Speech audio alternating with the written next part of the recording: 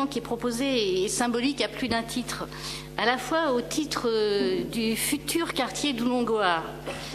Donc nouveau quartier où doit primer bien sûr la recherche de la qualité de vie pour les habitantes et les habitants, ceux d'aujourd'hui et ceux de demain.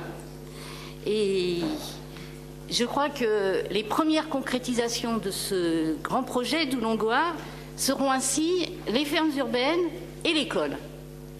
Les fermes urbaines qui montrent bien la volonté de se greffer dans le quartier en tenant compte de son histoire, particulièrement d'une histoire maraîchère qui peut aujourd'hui se réinventer grâce au potentiel qu'ouvrent de nouvelles formes d'agriculture, et puis une école qui arrive comme le premier grand équipement public qui montre ainsi l'importance accordée à l'éducation dans la vie quotidienne d'un quartier.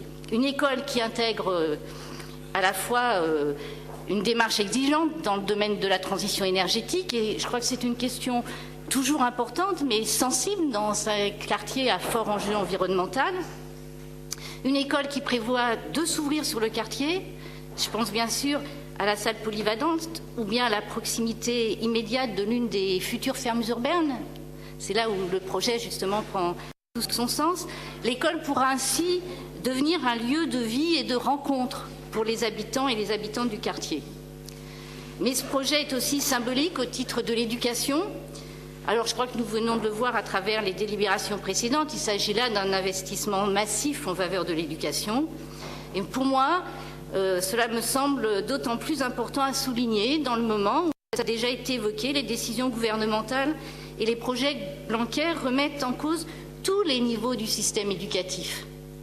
Après Parcoursup, la réforme des lycées, c'est le passage en procédure accélérée du projet de loi, on l'a dit, très mal nommé École de la confiance.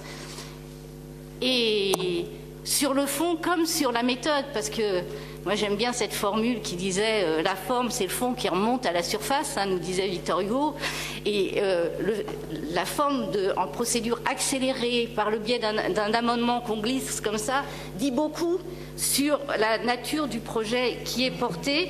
Et je crois que cet amendement qui a été glissé, cet article sur la création des établissements publics d'enseignement des savoirs fondamentaux, est ce qui a marqué peut-être plus, fait prendre conscience plus du projet plus global et qui, pour moi, traduit une volonté de déconstruire le service public de l'éducation.